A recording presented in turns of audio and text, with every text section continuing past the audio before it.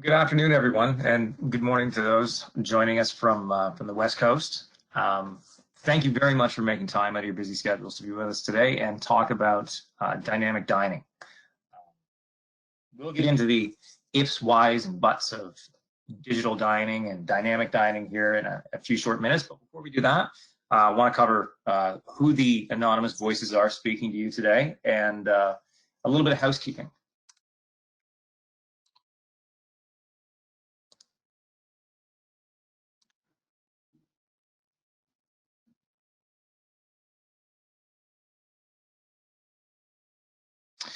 I am Trevor Coughlan. I am the Vice President of Marketing at Jonas Club Software, and I actually joined the company 15 years ago this summer. So it's been quite a journey, and I've seen a lot of things and learned a lot of things working with Jonas over the last 15 years. It's been a great ride. I am actually an avid cyclist and runner, so those are two things that have come in quite handy during our lockdown here in Canada. Both Jeremy and I are based just outside of Toronto.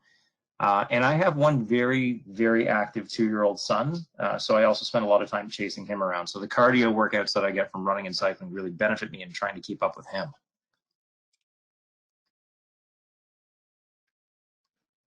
Hello, everyone. My name is Jeremy Roth, and I'm the Director of Professional Services here with Jonas Club Management. I've been with Jonas since 2013, so that's coming up on quite a few years. And my personal hobbies, I enjoy gardening quite a bit, which also has come in extremely handy, kind of considering the current situation that we're all in. Being a bit self-sufficient is never a bad thing. I am the father of 2 boys, one very new addition to our family, a 4-month-old, which keeps us nice and busy outside of working as well. Just a couple of administrative topics before we get started today. First of all, to Trevor's point, thank you all for joining us. It's always great to see so many familiar names, both of clubs and individual attendees. So thank you so much for joining us today.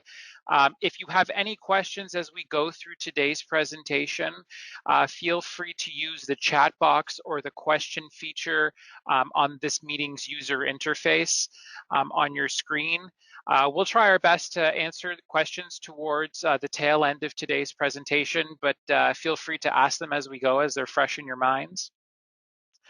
Otherwise, we'll also try to engage with you folks a little bit and ask you a couple of questions via the polls feature in this webinar.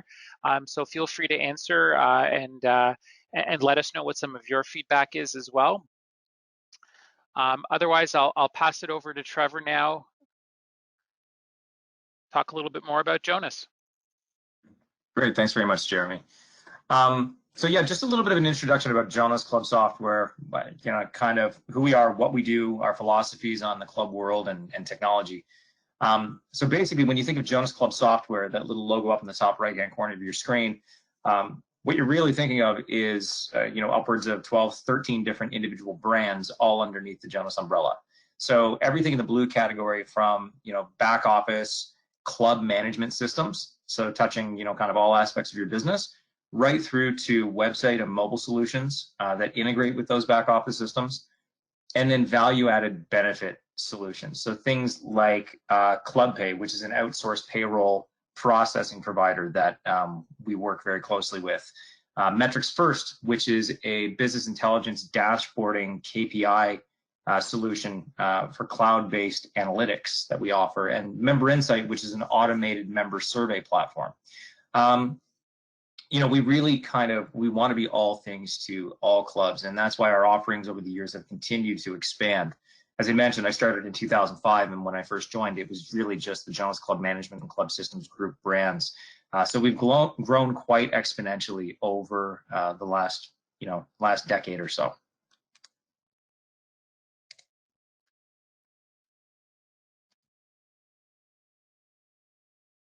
Our philosophy really on working with clubs is, we think of clubs as lots of small businesses operating under one roof.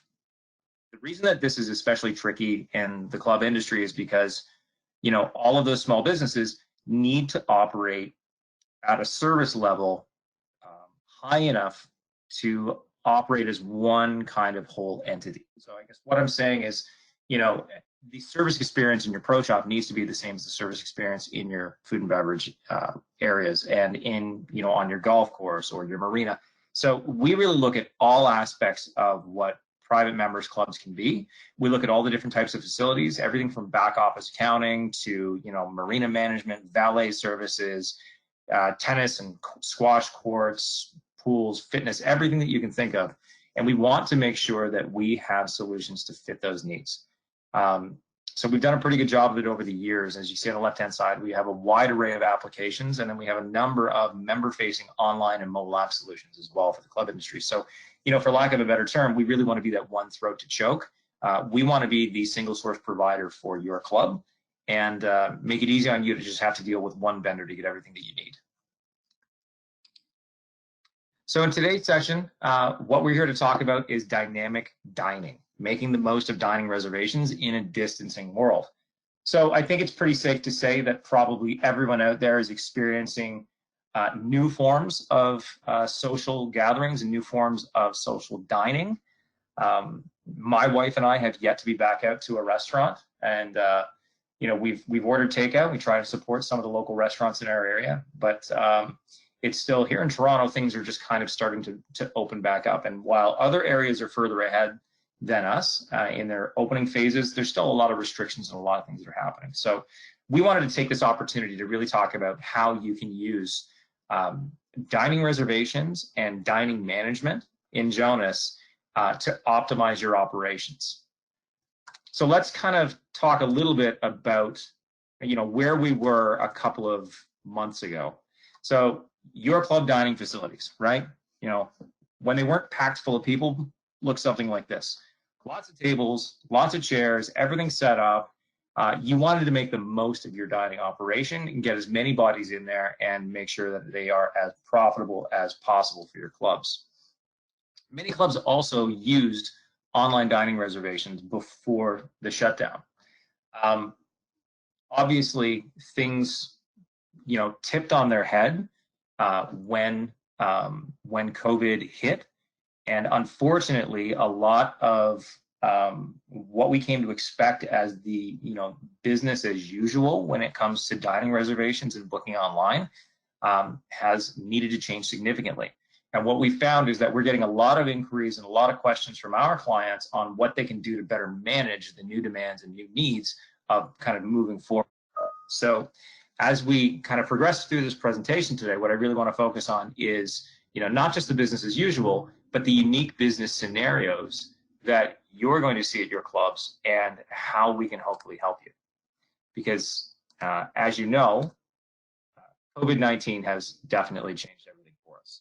So obviously what we're seeing now are totally new experiences in dining venues. So first off, we saw restaurants close completely. Everybody was shut down. And as I mentioned, just here in this past weekend, they've started to allow restaurants to open for service on outdoor patios only.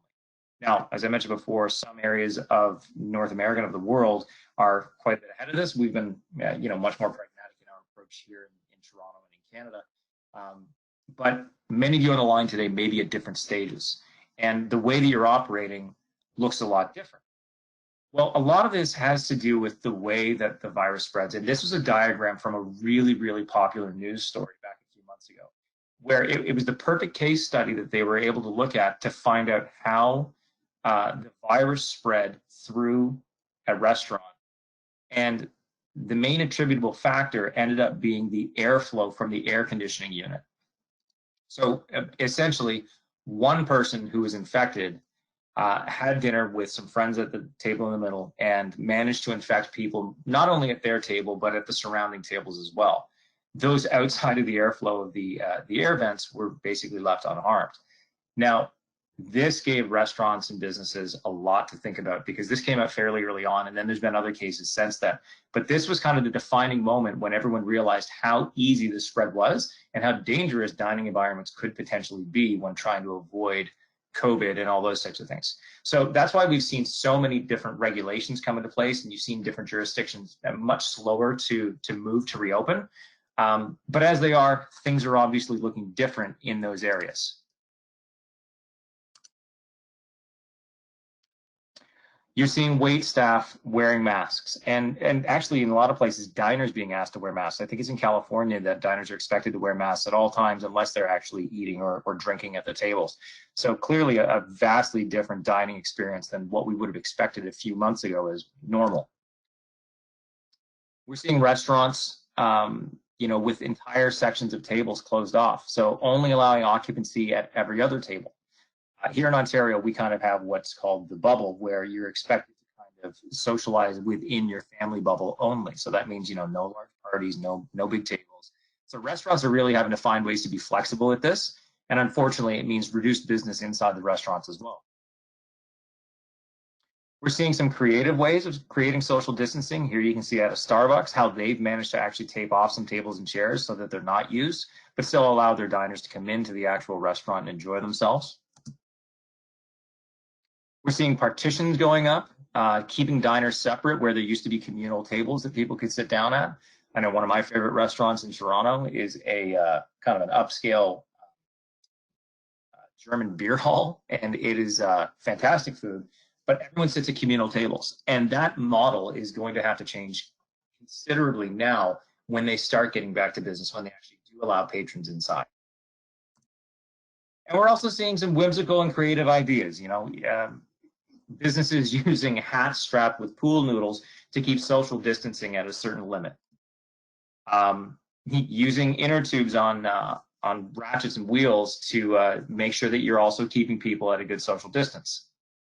And a really famous case actually came out of Amsterdam, where they're using small greenhouses to make sure that diners stay just to themselves and are kept separate from the kind of the outside and surrounding environments. This one may be a little whimsical, but you get the idea. People are trying their best to have fun with it and do what they can. I know that just down the street from me, a little restaurant that my wife and I love, we saw that they had actually expanded their patios directly out into their parking lot. And opening night was this past Friday, I believe, and they were packed. So obviously there's an appetite for diners to get back to these environments, no matter what the constraints may be, and they're willing to do so on altered terms, right? And we're willing to get back to dining environments that aren't necessarily what we would have been okay with 3 or 4 months ago. So there's definitely appetite there. The most important thing for clubs is understanding the tools that you have to work with and being able to create that flexibility for the various stages of reopening that you might be encountering.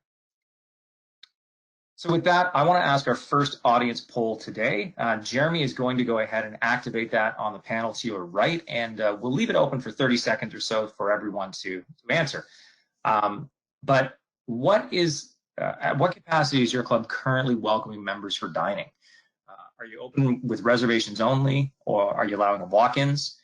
Quick service, maybe snack bar, takeout, delivery only, or are you still not open at all? We know that there are clubs, while the numbers are getting smaller, that just aren't operational in any sense. And it's really unfortunate that those clubs haven't been able to get back to some kind of business yet, but hopefully in the days that lie close ahead, they will be able to.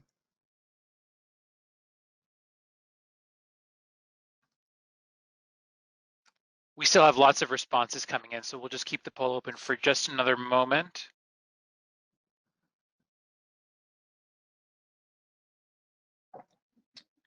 All right, so Jeremy closed the poll there. So 44% of folks on the line right now are open for reservations only. And that probably is, the majority of clubs out there that are really in kind of the first phase of reopening, where you're allowed to have some diners inside the restaurant, but you're really having to manage capacity and manage the times in between reservations so that you can have, you can optimize your cleaning practices, your sanitization, and make sure that you don't have diners crossing paths when they're coming and going. I see that we've got nearly 30% that are allowing walk-ins as well.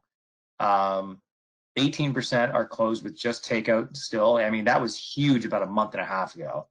We had over 200 clients go live on our online ordering application in the course of about 2 months, month and a half, 2 months. So, I mean, that was an incredibly high demand for us. And unfortunately, as I mentioned, a small percentage, but it's still there. We've got 4% that are closed with no food and beverage right now. So, best wishes for what lies ahead. And obviously you're here today because you're planning for your reopening. So again, hopefully that's sooner than later.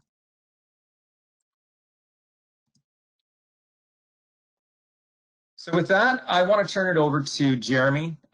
He's going to walk through kind of the next section of what we're looking to get covered. And Jeremy, why don't you go ahead and take it away? Awesome. Thanks, Trevor. So considerations that your club should be making when looking at digital dining, looking at your members making reservations online, and all are going to focus on functionality that we have built into the Jonas Activity Management Dining Reservations module. And we're really going to kind of break down some barriers today, look at some interesting and unique ways that we've seen clubs utilizing the software or this module specifically in light of COVID-19, and really what some of our best practices or suggestions are to kind of look at what some of the options are, considering what we're seeing in the industry as a whole. So to really start things off, the first and probably the most prevalent trend that we've noticed is this concept of self-service, and it's definitely not new in the club industry at all. Over the course of the past 5 to 10 years, membership has been asking operations to look at ways to allow members to self-service. And it's a bit touch and go at a lot of clubs. Educating members is always a challenge. I always say members are a really unique breed. And there's so much, there's so much demand for this stuff that you really kind of have to understand what works best for your club. But in light of everything that's going on, we've definitely noticed an uptick in the number of members that are asking for the option to self-service. So user experience in this case would be doing something off of a mobile phone or off of a tablet, or really, using a laptop as well. But really more and more, we're looking at people and members trying to adopt this technology on their cell phone.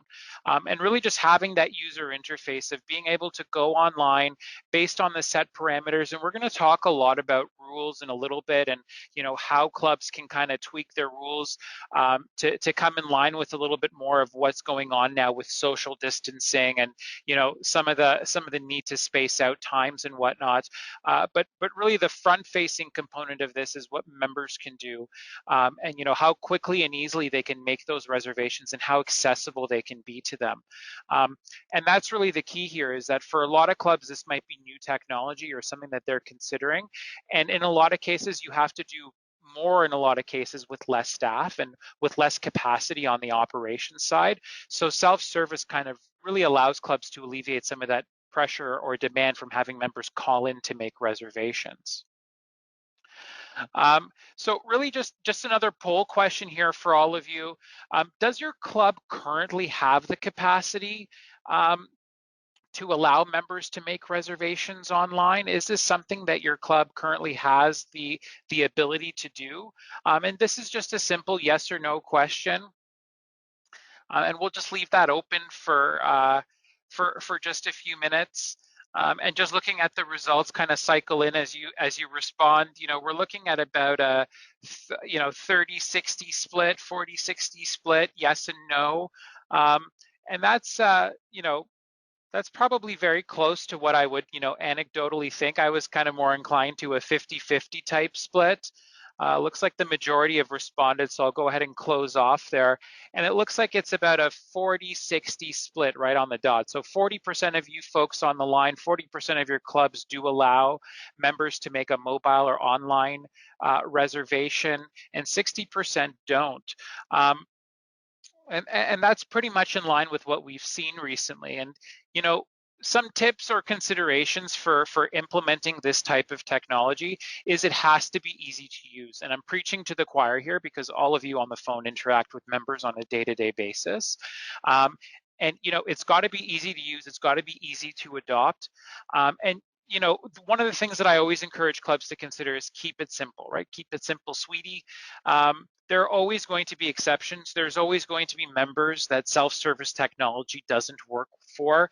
There's always going to be exceptions to the rules as well, but focus on what works best for the majority of your members.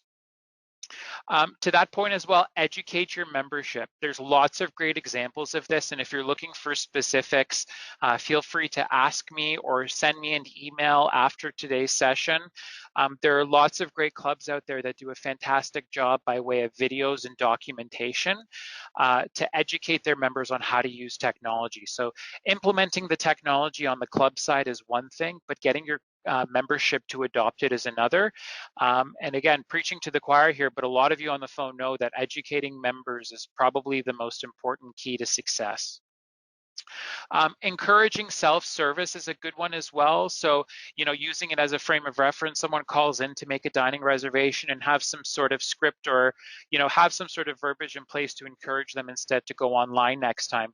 A lot of clubs as well, typically the reception person would be the one taking the reservations or someone on the food and beverage team.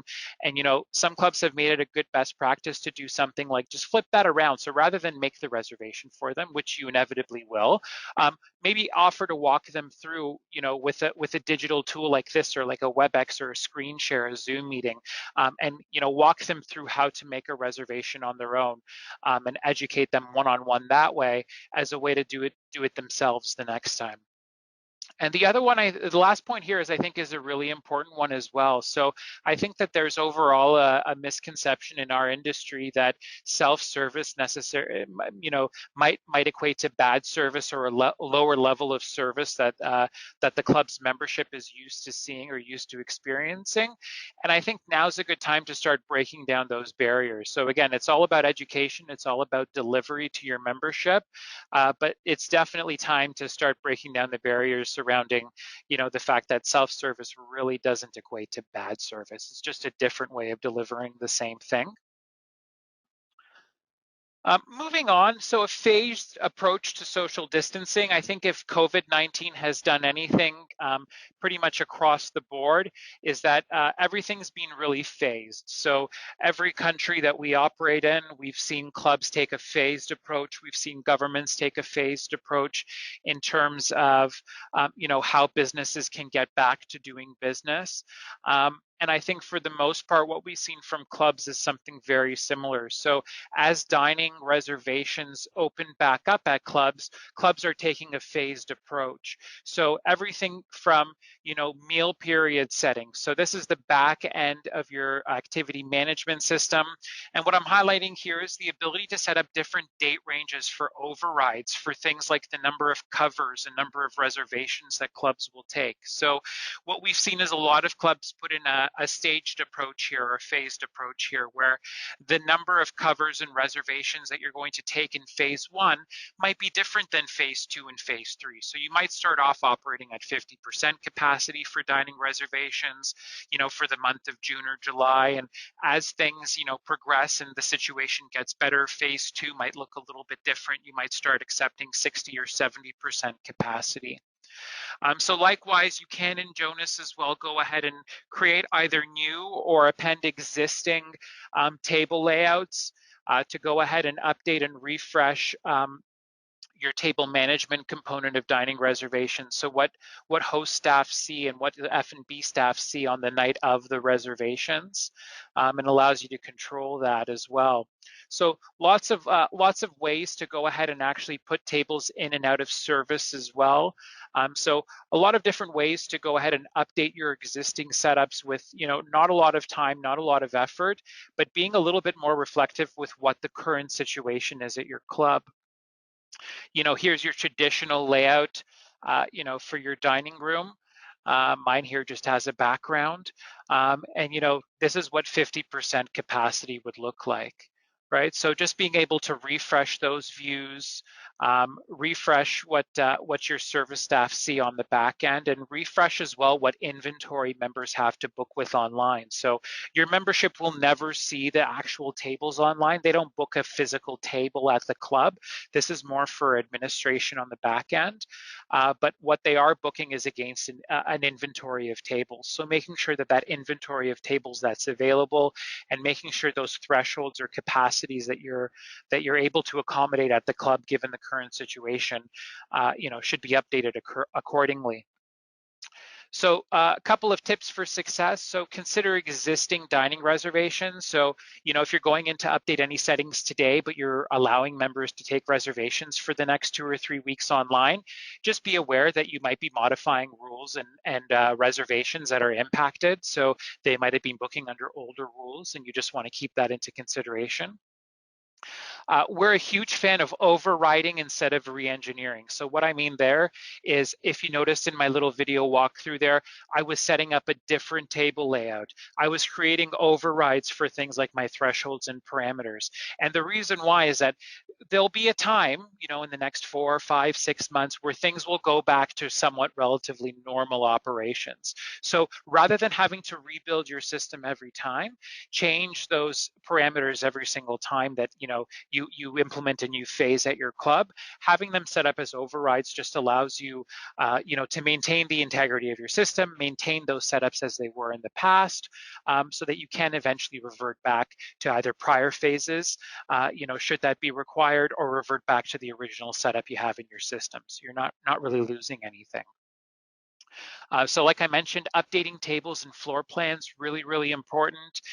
Ensuring your turn rates factor in time to clean. So, turn rates is a relatively common concept in the F&B world, a little bit more abstract in member dining, because traditionally as well, in a lot of our clubs, if you booked a table, it was your table for the night, so tables didn't really turn. And what we've noticed now is just an uptick in clubs wanting to be able to turn tables. You can only have so many people in your dining rooms now at one time. So you're only filling them up 50, 60% of capacity. So you're having to need to turn those tables at least once a night to maintain the same service level, just in terms of demand. So factoring in time to clean or sanitize tables between reservations is really important. And really just an encouragement here to call us. So call your Jonas support team. If something doesn't make sense, I'm just kind of highlighting the key points here, but if you need help with the overrides, if you need help with rejigging your table layouts, let us know. Give us a call and ask us. So backup plans. So there should always be a backup plan. That's just me stating the obvious here. But how well is your backup plan provisioned in your dining reservation system is also really important. So as much as we don't want to think about things like what happens if there's an outbreak at the club and you all of a sudden have to cancel all dining reservations for the next few days, I'm sure a lot of you folks on the phone have either been a part or have spearheaded some of those conversations at your club. But how well are you prepared for that? How well are things like confirmation forms that you're sending out through the dining reservation set up to reflect that verbiage? So do you have a backup plan if you have to cancel all the reservations tonight? Do you have different confirmation set up for different stages? So, stage 1 for some of our clubs means that you have to wear a mask whenever you're in communal spaces. So if you're not sitting at the table that you're dining at, you have to wear a mask around the club. So, how well do the confirmations that members get, how well are they reflecting that? Do you have any provision for overflow spaces in the dining room? And that's not as new of a concept. So traditionally, clubs would never turn away members, right? So even though clubs would encourage members to make dining reservations, if I show up that night, you'll make room for me. And to that point, clubs will probably still want to continue to accommodate as best they can. So if you have the provision for overflow space, such as opening up a private dining room, or maybe seating some members in a banqueting facility to kind of provision for that overflow, do you have that built into your system? The other one Trevor kind of mentioned in the introductory remarks, things like social groups. So in Canada especially, we've now been allowed to socialize with a group of 10 people. So your family unit or non-family unit, but 10 people that you want to associate with at all times. So the number of clubs that actually have tables of 10 or 12, there might be some large tables, but you might be constantly combining tables as well. So we actually have that ability within dining reservations as well to create what we call virtual tables. So there in my example, tables 1 and 3 are actually just 4 tops, but I've built a rule on the back end of my system to say 1 and 3 can be combined together to make an 8 top, and you can actually build those unique combinations into your system. So both your back office users, whoever's handling dining reservations, has access to that, but what you have available for inventory online for reservations as well would be factored in and considered here as well. So a few tips for success here. So like I mentioned, creating or updating existing templates for what email confirmations go out to highlight what your COVID procedures are at the club. always create cancellation email templates for just in case shutdowns. We have unfortunately seen some clubs have to shut down unexpectedly for either staff related outbreaks of COVID or member related, and having to do that and turn that around on short notice means that having those templates in place ahead of time really helps do that as quickly as possible. So virtual tables really can help with managing those unique combinations, and be sure to reflect overflow spaces on your facility layouts as well. So communication is key. So really, really important to consider here how you communicate to your members. There's a lot to consider here.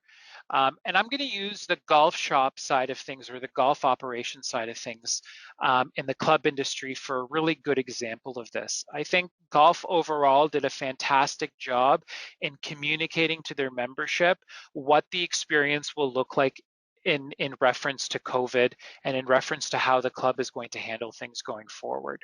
So just looking at the trajectory of COVID, most golf operations have been up and running for the course of the past month, well before most clubs decided to open up dining, for those that did open up dining. And I think for the most part, golf operations did a fantastic job in communicating what the expectation will look like. So here's just one example of many that were posted to a club's website, really just highlighting and defining what the expectation will look like point blank for this club specifically. And there is no right or wrong here. Each club obviously assesses this and makes their own decisions. But the other thing that I'll point out, and towards the end of the presentation, I'll drop a link into here, but a lot of you on the phone are probably familiar with or members of your local chapter of the Club Managers Association of America or of Canada or of other countries that are on the phone. But the CMA specifically has made available a fantastic set of resources for considerations that have to be made or should be made for different departments at the club. And the amount of information available on that resource page specifically for dining is quite substantial. And to take it a step further, one of the chapters, so the South Connecticut chapter of the CMAA, actually came up with a very extensive document with SOPs, or standard operating procedures, for some very detailed scenarios, both back of house and front of house, for how to kind of tackle some common concerns, like portable hand washing stations for outdoor dining facilities and whatnot. So there's a lot of great resources available there. And then the key is how you're going to communicate that to your members. So one way is to create something static like this that you can post onto your members portal of your website. Another might be going ahead and updating some of the verbiage that you have when they actually make a dining reservation. But it's really important, no matter what you do, that you communicate that obviously to your membership. A lot of clubs have newsletters as well, and a lot of clubs have changed to YouTube as well. So, a video recording of what members can expect when they come back to the club. Reinforce that messaging, so you folks know this better than I do. Don't rely on one method of communication to deliver that messaging. Try different modes of delivery because members are more likely to pick up on multiple channels. So another, and really our last audience poll for today, and that is, does your club have currently any policies and procedures in place regarding member dining at the club? And we've given you a couple of different options here that'll just appear on your screen here in just a moment. And we're really curious to know, do you folks have a phased approach to this? Is there just one plan for what dining is going to look like, in light of COVID-19, or for those of you, that might not have a plan at all, or a plan is still kind of in the works. So it looks like I'll just give you folks here just another second. Lots of activity still there, and then we'll share the results here. All right, so looks like 7% of the clubs on the phone have one plan up and running to kind of provision for COVID-19.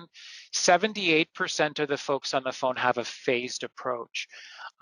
So again, I would ask that 78% of you on the phone, how much have your members been made aware of what those different phases are? And when they're making a reservation in phase 2 versus phase 3, what sort of communication are they getting? And, it might be a good time to start considering updating some of those confirmation templates that you might be sending out to your members to kind of reflect the phase that the club is in.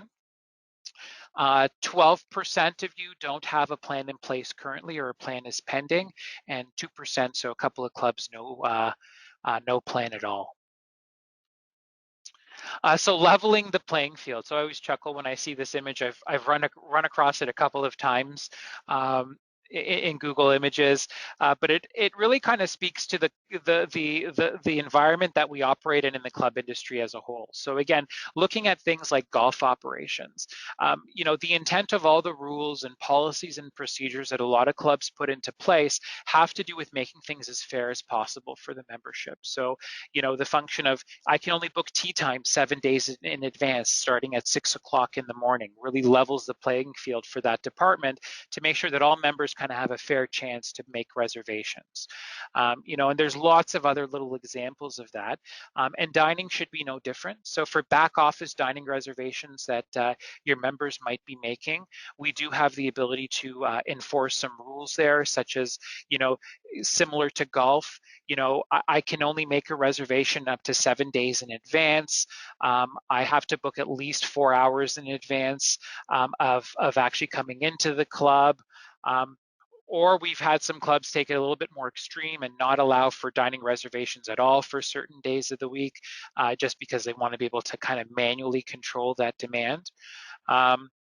And what's really important here is to educate your members as well. For those of you, any of you on the phone that have dealt with some of these inquiries, either from the F&B side of things or from other departments at the club, there are a lot of questions that come about when you start enforcing rules like this, right? So why can't I book a specific table online is a really common one.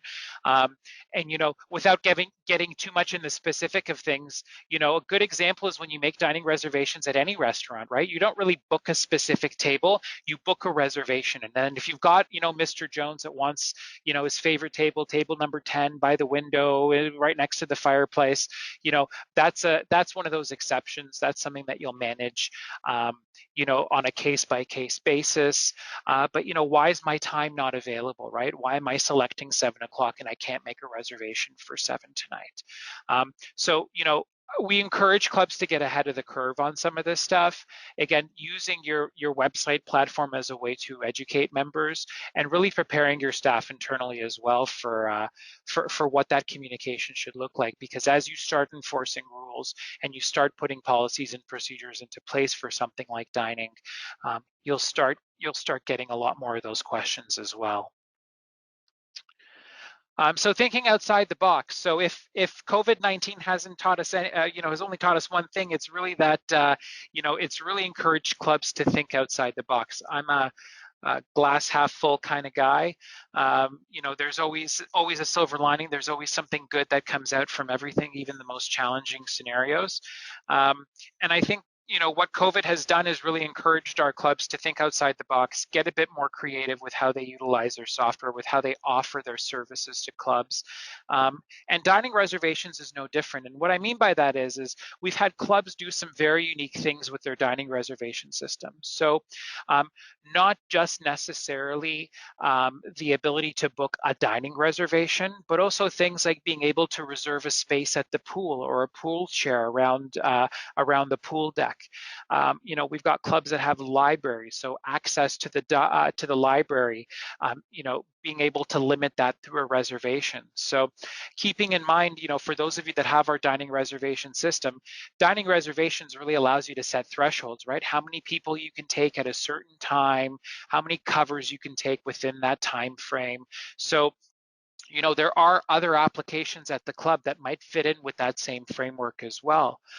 Things like access to the fitness facility, a cigar room or wine room reservations, and really even looking at enforcing dining reservations for more of the casual dining type places, and really even around a members bar as well. So we've seen lots of creative and interesting ways that clubs have taken this existing or new technology for themselves and applied it to other areas of the club as well.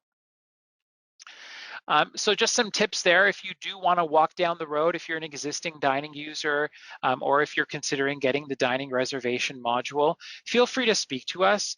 Either reach out to the sales team, reach out to the professional services or support team and ask those questions, and we'll make sure that you get the right answers to them. Those modules aren't purpose built for, taking a pool reservation.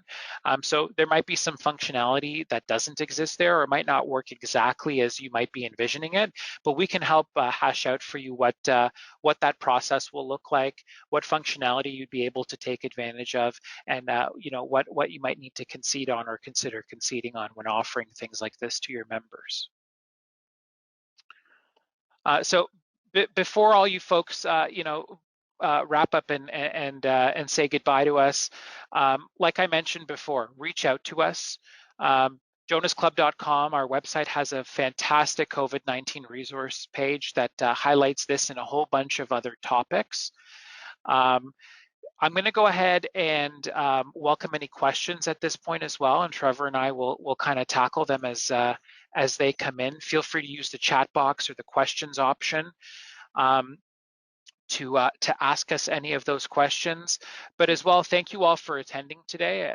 We hope that you found this useful and that you were able to at least walk away with a couple of new ideas or new talking points to bring back to your clubs. And we look forward to questions. I see a couple of questions filtering in through the questions box, so I'll start with those. Yeah, we've got a couple of good questions here, Jeremy, and thanks for the run through on all that great content. So the first question that came in was from Sarah Rumps, and she was asking, when you say override, what exactly does that mean? So could you expand a little bit on the overrides in the dining system? Absolutely. So you have a set of rules in your dining reservation system, and I'm going to actually jump in. You should be seeing my Jonas activity management system here, and I'm going to pull up my grill room.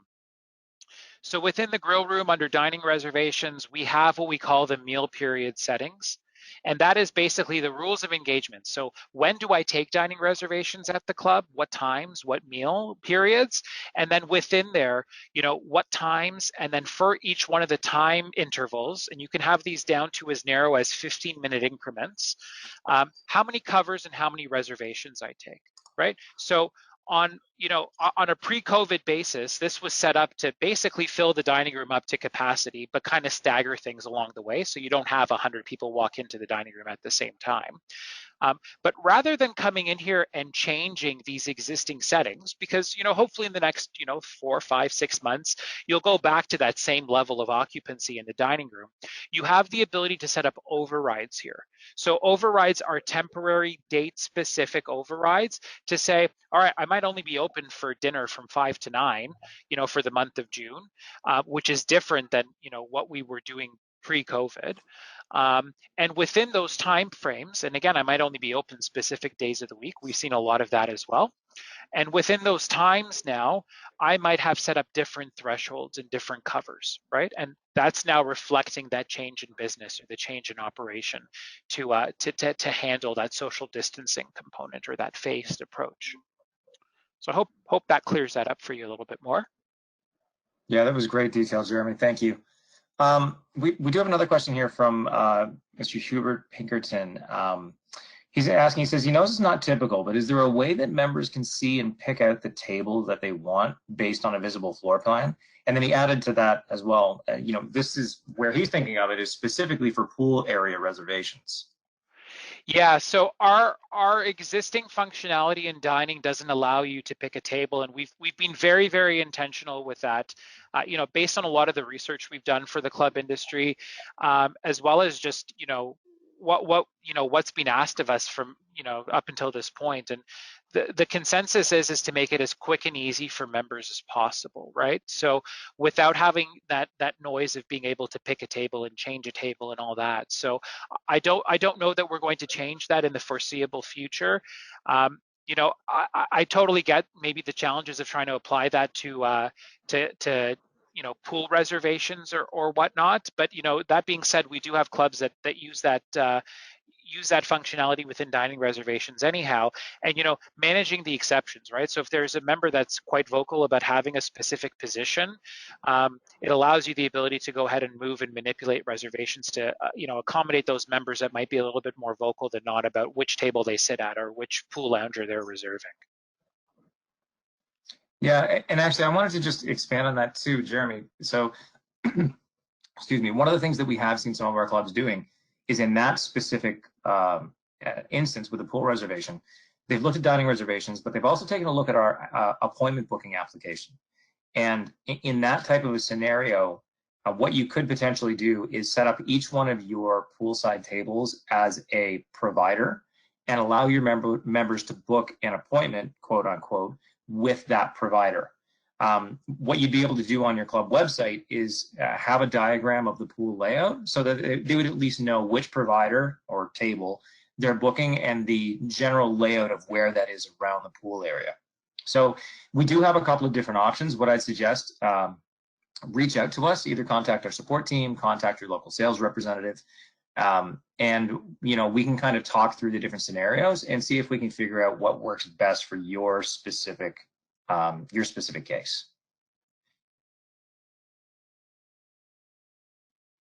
And I think that's it. And thank you, Blake.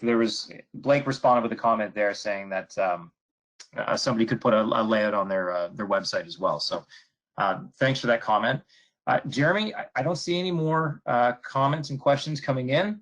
We got a couple of thank yous, so I think that everyone's pretty much covered. So with that, you know, from both Jeremy and myself, I'd like to say thank you to everyone on the line today for joining us, and stay tuned because we will be following up this webinar with an email. So if any of your colleagues didn't get an opportunity to attend, we will be sending out an email that you can forward to them that will have a link to the video from today, as well as obviously contact information and everything like that. And we're going to be hosting more webinars like this as well. So stay tuned, and we hope to see you again soon. Thank you very much. Thanks, everyone.